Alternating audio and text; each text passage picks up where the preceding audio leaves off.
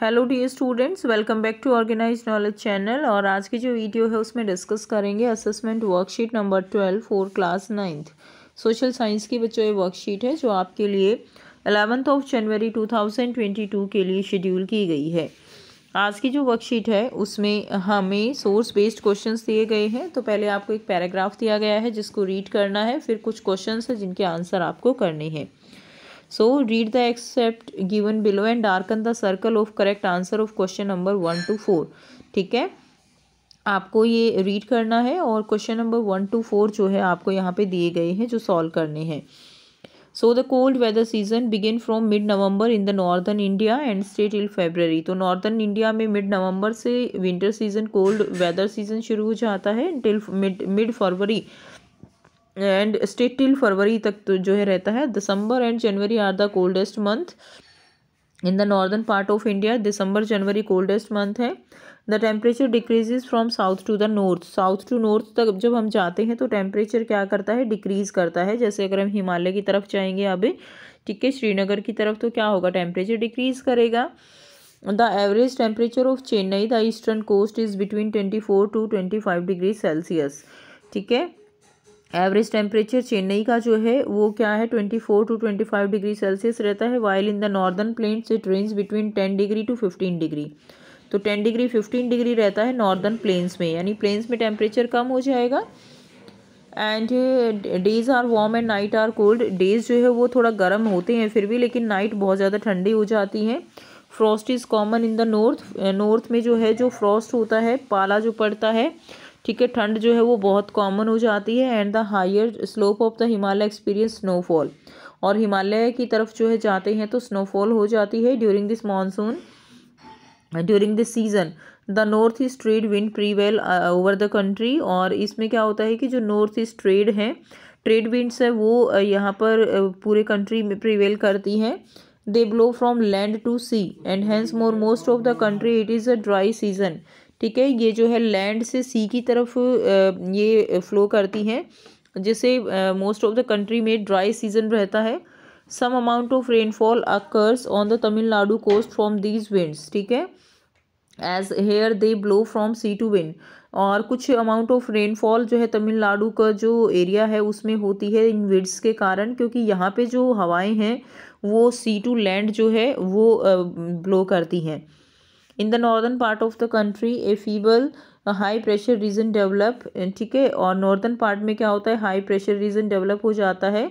And the wind move outward from this area. और जो हवाएं हैं ये जो है वापस आने लगती हैं। Influenced by the relief these winds blow through the Ganga valley from the west and north west. West north west से ये जो विंड्स हैं वो फ्लो करती हैं गंगा वैली से।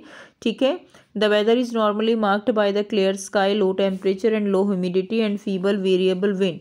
और इसमें जो वेदर है that is normally marked by the clear sky. Sky clear होता है, टेम्परेचर लो रहता है, ह्यूमिडिटी कम होती है। ठीक है, तो ये सारे जो फैक्टर्स रहते हैं। अब आपको यहाँ पे क्वेश्चंस जो दिए गए हैं उनके आंसर करेंगे। The duration of cold weather season in India. Cold weather season जो है उसकी ड्यूरेशन क्या है इंडिया में, दैट इज़ हमने अभी पढ़ा month of March to mid में, ये भी नहीं है। Month of mid September to mid November, no. Month of mid November to February, ये जो है आपका आंसर रहेगा, C will be the right answer. Second question देखिए, the direction of the north east trade wind flowing cold weather season in India. तो जो north east trade जो wind flow करती है उनकी डायरेक्शन क्या है, उनकी डायरेक्शन होती है फ्रॉम सी टू लैंड। उनकी जो डायरेक्शन होती है, आपको ऑप्शन जो दिए गए हैं, land to sea, sea to land, land to land and all of these. तो सही आंसर क्या रहेगा इसमें, आपका डायरेक्शन जो है वो नॉर्थ ईस्ट ट्रेड विंड्स जो है कोल्ड वेदर सीजन के टाइम उनकी डायरेक्शन रहती है फ्रॉम लैंड टू सी।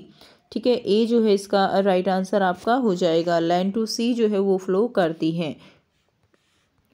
सो यहाँ फर्स्ट का आंसर आपका सी रहेगा, सेकंड का आंसर आपका ए रहेगा। ठीक है, नेक्स्ट देखिए क्वेश्चन नंबर 3 है, due to which of the following wind rainfall occur in the coast of Tamil Nadu during winter. Winter season में किसके कारण जो विंड है, कौन सी विंड है जो रेनफॉल करती है, तो वो कौन सी है, नॉर्थ ईस्ट ट्रेड विंड्स हैं। डी जो है आपका राइट आंसर हो जाएगा। नेक्स्ट देखिए क्वेश्चन नंबर 4 है which of the following are the features of cold weather season in India.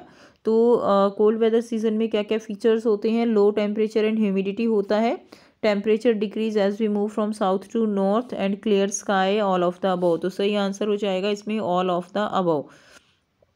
All of the above जो है इसका राइट आंसर रहेगा। तो ये जो है आपके 4 क्वेश्चंस हो गए जिनके आंसर आप यहाँ से कर सकते हो। नेक्स्ट देखिए नेक्स्ट क्वेश्चन नंबर 5, 6, 7 आपका जो है 2 मार्क्स के क्वेश्चन है, ये 2 आपके 3 के रहेंगे और ये लास्ट क्वेश्चन आपका 4 मार्क का रहेगा। क्लियर। सो क्वेश्चन नंबर 5 है व्हाट वाज कोलखोज। कोलखोज जो है वो क्या था। So in the Soviet Union the farm of a type of collective farming system were called kolkhoz. तो सोवियत यूनियन में जो फार्मिंग थी, ठीक है, कलेक्टिव फार्मिंग, उसको क्या कहा जाता था, उसको कोलखोज कहा जाता था। क्लियर। क्वेश्चन नंबर 6 है write any 2 global influence of the Russian revolution. Russian revolution के कोई भी 2 ग्लोबल इन्फ्लुएंस आपको बताने हैं। सो आंसर रहेगा due to the Russian revolution working class organisation around the world get arise. जो वर्किंग क्लास ऑर्गेनाइजेशन बनने लगी थी एंड इम्पेरियलिज्म वीकन। जो इम्पेरियलिज्म था, समाजवाद था, एक तरह साम्राज्यवाद, वो जो है क्या हो गया था, वीक हो गया था। And the Soviet Union gave a global face to socialism. और सोवियत यूनियन ने जो है एक ग्लोबल फेस दिया सोशलिज्म को। क्वेश्चन नंबर 7 है एक्सप्लेन द फेरेल्स लॉ। तो फेरेल्स लॉ क्या था। According to this law all the winds blowing mainly on the surface turn to the right in the northern hemisphere. जो भी विंड्स ब्लो करती हैं, जो अर्थ घूमती है, घूमने के कारण नॉर्दर्न हेमिस्फीयर में जो विंड्स हैं वो राइट की तरफ मूव करती हैं and to the left in the southern hemisphere due to the motion of the earth. और लेफ्ट की तरफ मूव कर जाती हैं in the southern hemisphere motion of earth के कारण। Now question number 8 is explain the April thesis of Lenin. Lenin के April thesis को एक्सप्लेन करना है। So in April 1917 Bolshevik leader Vladimir Lenin return to Russia from his exile. In April 1917 में जो Vladimir Lenin थे, जो कि exile मतलब उनको देश निकाला दे दिया गया था, तो वो जब वापस आए थे, so he declared the war should be ended. उन्होंने 3 मांगे थी उनकी। एक तो war should be ended, land transform to the peasant, जो लैंड है वो किसानों को दे दी जाए, एंड बैंक भी नेशनलाइज, बैंकों को नेशनलाइज किया जाए। These 3 demand are known as Lenin April thesis. उनकी इन 3 डिमांड को अप्रैल थीसिस के नाम से जाना जाता है। Now question number 9 is which were the major countries that took part in the first world war. First world war में जो है किन कंट्रीज ने पार्ट लिया था। तो 1914 से 1918 तक फर्स्ट वर्ल्ड वॉर जो है वो चला था। इसमें जो पूरा वर्ल्ड है वो 2 पार्ट में डिवाइड हो गया था। मेन जो कंट्रीज थे वो 2 पार्ट्स में डिवाइड थे। In world war first the world was divided into 2 groups, allies group and axis group. ठीक है, allies group were led by countries such as England, Japan, UK, Russia and France, ये एक तरफ थे। और axis countries जो है उसमें थे Germany, Austria, Hungary and Italy. ये कंट्रीज जो है वो एक्सिस ग्रुप में थे। ठीक है, नेक्स्ट देखिए क्वेश्चन नंबर 10 है explain any 4 factor responsible for influencing the climate of any place. तो कोई भी 4 फैक्टर आपको एक्सप्लेन करने हैं जो कि रिस्पॉन्सिबल हैं किसी भी जगह की क्लाइमेट को इन्फ्लुएंस करते हैं। तो फॉलोइंग 4 फैक्टर्स, ठीक है, अफेक्ट द क्लाइमेट। तो आपको थोड़ा थोड़ा एक्सप्लेन करना है क्योंकि 4 मार्क्स का ये आपका क्वेश्चन है। फर्स्ट है लैटिट्यूड और डिस्टेंस फ्रॉम द इक्वेटर। तो इक्वेटर के नज़दीक जो भी जगह होगी वो ज़्यादा गर्म होगी। The places near the equator are hotter than the distant places. Second है height from above sea level. तो माउंटेन जो है वो ज़्यादा कोल्डर होते हैं than the plains due to Shimla being situated at higher altitude it is colder than Jalandhar. Third जो factor रहेगा distance from the sea. Sea से जो डिस्टेंस दूर होती है वहाँ सर्दियों में ज़्यादा सर्दी, गर्मियों में ज़्यादा गर्मी रहती है। So water is a bad conductor of heat, that is it heat up for a long time and cool down for a long time. Due to this equalising effect of the sea the temperature range of place near the coast is low and humidity is high.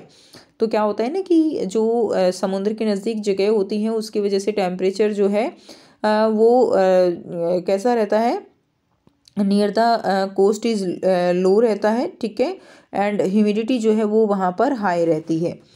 Next देखिए nature of prevailing winds. The winds coming from the ocean are full of moisture and bring rain in the areas falling in their path. जो winds हैं जो कि ocean की तरफ से आती हैं वो मॉइस्चर से फुल होती हैं और जो कि बारिश लेकर आती हैं। तो ये कुछ फैक्टर्स हैं जिनके ऊपर जो है किसी भी जगह की क्लाइमेट वो डिपेंड करती है। तो ये थी आपकी आज की इंग्लिश की असेसमेंट एसएसटी की असेसमेंट वर्कशीट। आई होप सभी बच्चों को ये क्लियर है, और अगर वीडियो अच्छी लगी तो वीडियो को ज़रूर से लाइक कीजिए, शेयर कीजिए और चैनल को सब्सक्राइब कीजिए। So thanks for watching, have a nice day.